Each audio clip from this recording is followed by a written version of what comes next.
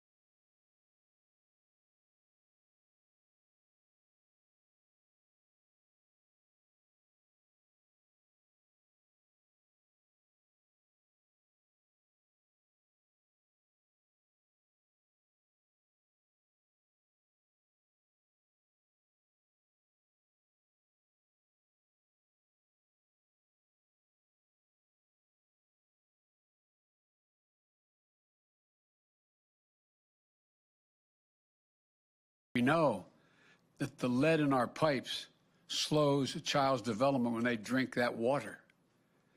As the entrepreneur whose small business was destroyed by the second 100-year flood in the last 10 years in Iowa, or wildfires in the West that burned 5 million acres last year, an area roughly the size of the entire state of New Jersey.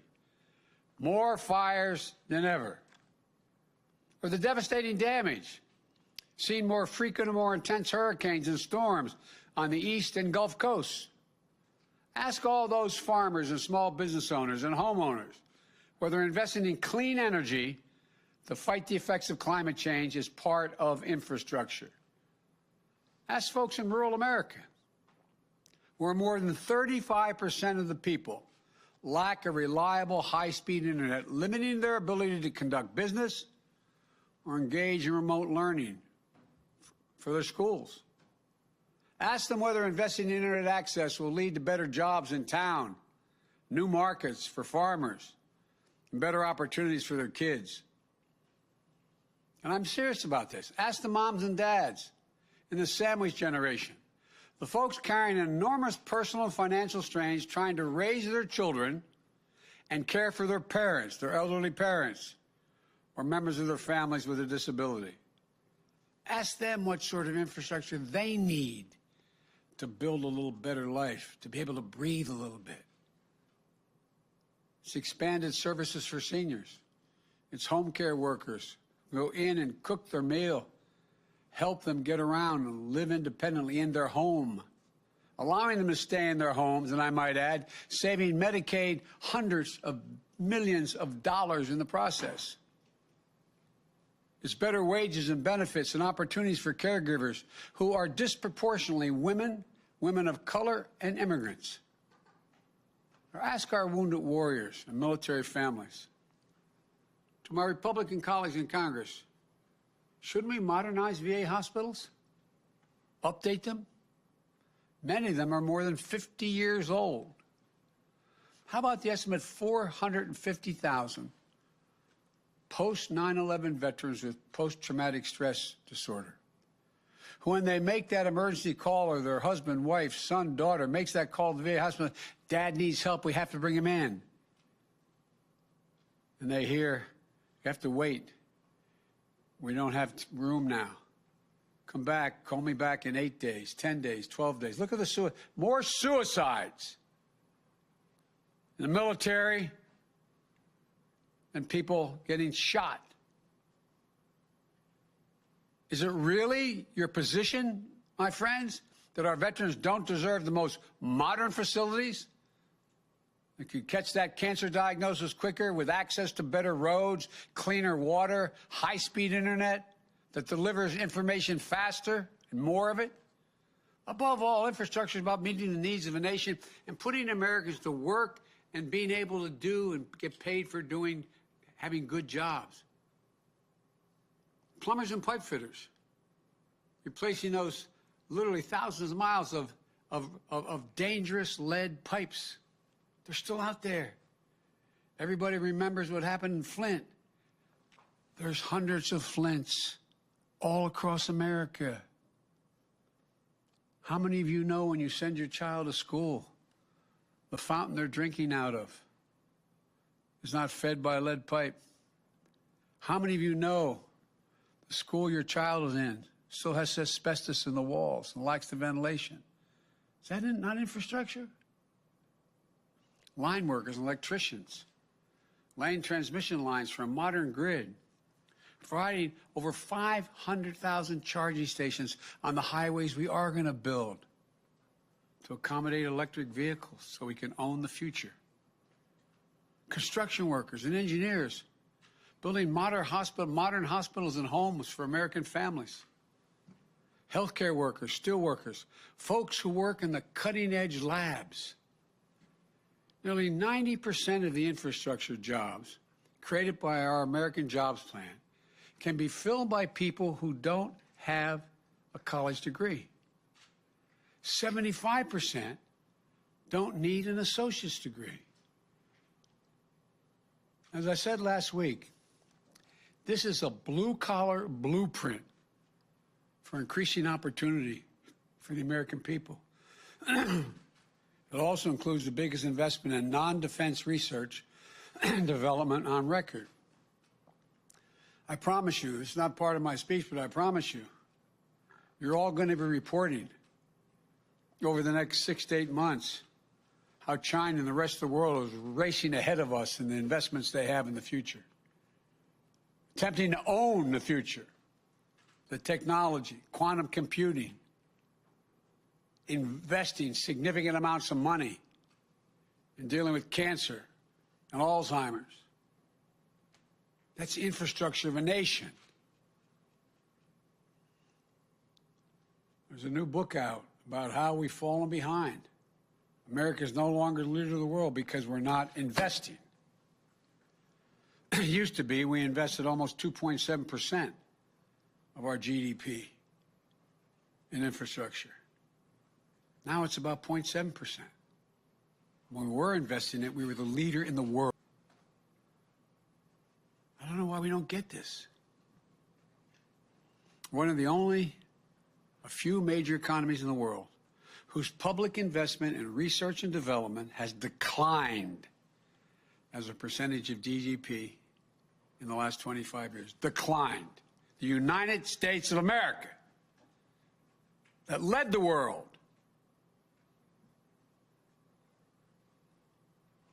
Why does this matter? Investing in research and development helped lead to lithium batteries, LED technology, the internet itself. It helped lead to vaccine breakthroughs that are helping us beat COVID-19, to the Human Genome Project, which has led to breakthroughs in how we understand and fight cancer and other diseases. Government, meaning the taxpayers, funded this research. Government. When we stop investing in research, we stop investing in the jobs of the future, and we give up leading the world. When we do invest in research, what we're really doing is raising the bar on what we can imagine. Imagine a world where you and your family can travel coast to coast without a single tank of gas, or in a high-speed train close to as fast as you can go across the country in a plane. Imagine your children growing up to work in innovation, good-paying jobs in fields that haven't even been invented yet. like the parents of every computer programmer, every graphic designer, every renewable energy worker once did, imagined. We invest today so that these jobs will be here in America tomorrow. So America can lead the world as is historically done. That's why I brought back scientists into the White House. We need to think. Look, do we think the rest of the world is waiting around? We're not going to make those kind of investments the rest of the world is saying. Take a look. Do you think China is waiting around to invest in its digital infrastructure or in research and development? I promise you, they are not waiting. But they're counting on American democracy to be too slow, too limited, and too divided to keep pace. You've heard me say it before. I think this generation can be marked by the competition between democracies and autocracies, because the world is changing so rapidly. The autocrats are betting on democracy not being able to generate the kind of unity needed to make decisions to get in that race. We can't afford to prove them right. We have to show the world. Much more importantly, we have to show ourselves that democracy works, that we can come together on the big things. This is the United States of America, for God's sake. Of course, building the infrastructure of tomorrow requires major investments today. As I said last week, I'm open to ideas about how to pay for this plan, with one exception. I will not impose any tax increases on people making less than $400,000 a year. If others have ideas out there on how to pay for this investment without violating that rule, they should come forward. There's all kinds of opportunities. Just list all the tax breaks that I find difficult to explain. Wealthy deductions, $360 billion if you cap them, top rate of 39%, which it used to be for years, all the way to the Bush administration, almost $250 billion, corporate minimum tax, and the fossil fuel giveaways of $40 billion, et cetera. I could go on. But let me tell you what I proposed, how to do it. We're going to raise the corporate tax rate. It was 35%. For the longest time, which was too high. Barack and I thought it was too high during our administration. We all agreed 5 years ago that it should come down somewhat. But the previous administration reduced it all the way down to 21%. What I'm proposing is that we meet in the middle, 28%. 28% would still have lower corporate rates than any time between World War II and 2017. It will generate over $1 trillion in taxes over 15 years. New independent study put out last week found that at least 55 of our largest corporations use the various loopholes to pay zero federal income tax in 2020. It's just not fair. It's not fair to the rest of the American taxpayers. We're going to try to put an end to this. Not fleece them. 28%. If you're a mom and dad, a cop, firefighter, police officer, et cetera, you're paying close to that in your income tax. I've also proposed the global minimum tax, which is being proposed around the world, for U.S. corporations at 21%. Let me tell you what that means. It means that companies aren't going to be able to hide their income in places like the Cayman Islands and Bermuda, in tax havens. We're going to also eliminate deductions used by corporations for offshoring jobs and shifting assets overseas. They offshore the jobs, shift the assets overseas, and then don't have to pay taxes on all they make there. And we'll significantly ramp up IRS enforcement against corporations and the super wealthy who either fail to report their income or underreport it. Estimated that would raise tens of billions of dollars. It adds up to more than what I proposed in just 15 years.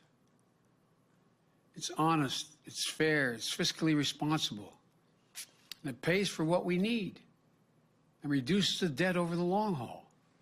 And by the way, I didn't hear any of our friends who are criticizing this plan say that the corporate tax cut, which added $2 trillion of the debt, the Trump tax cut, $1.9 trillion in debt, wasn't paid for.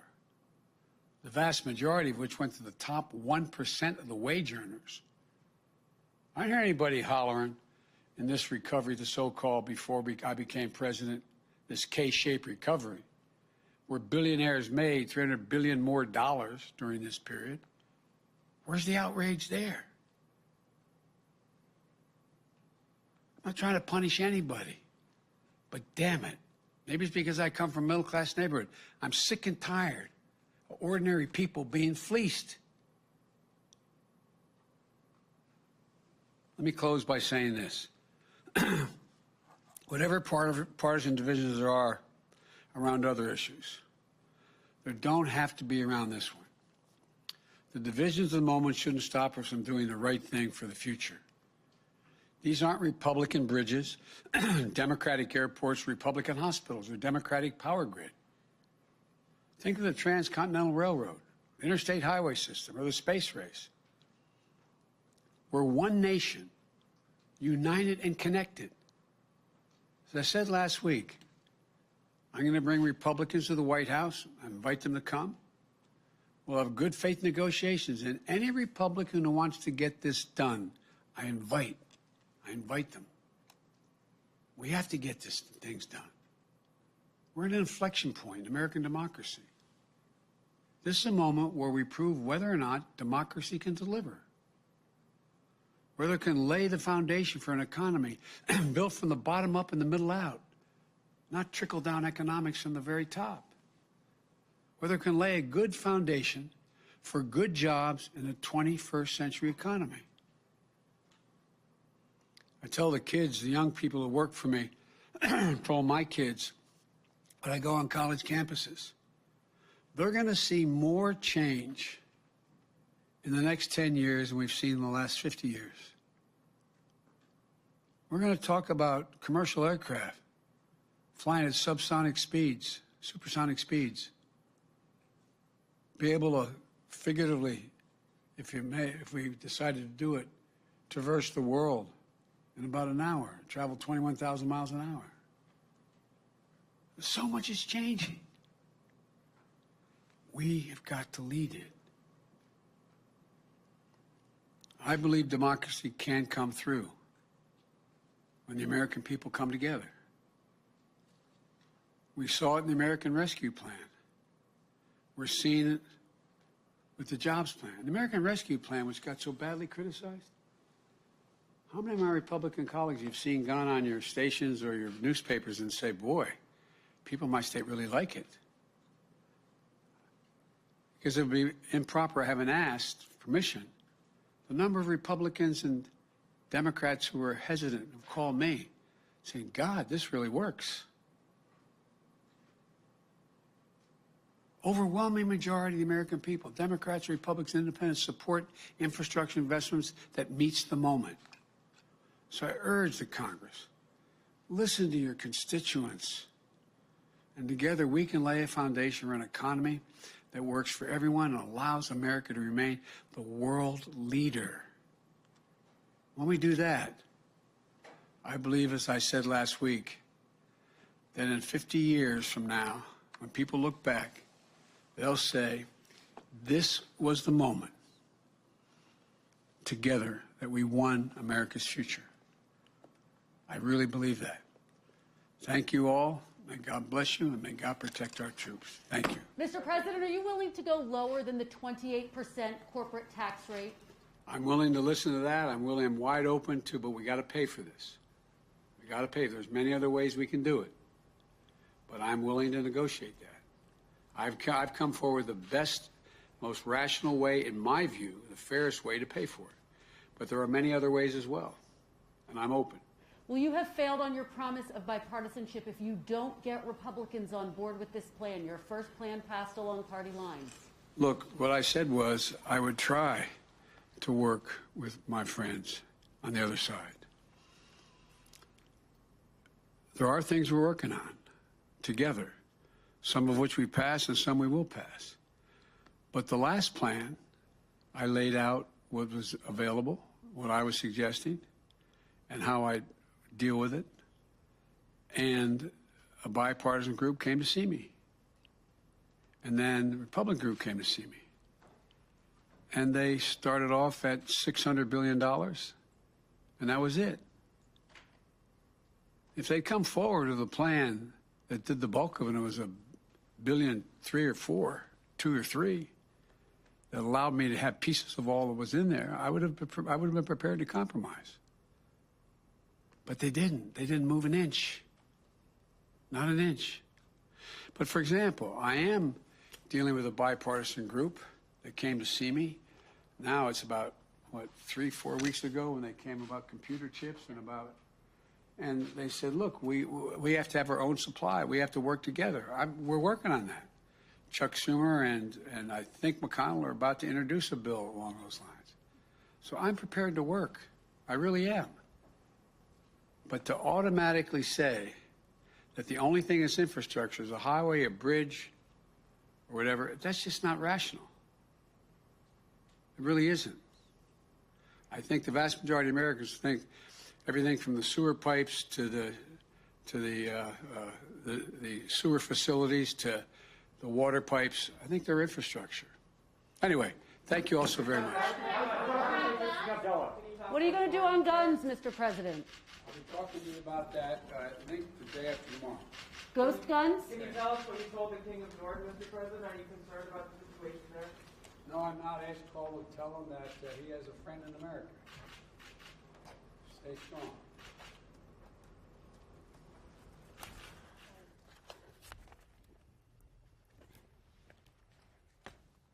He said day after.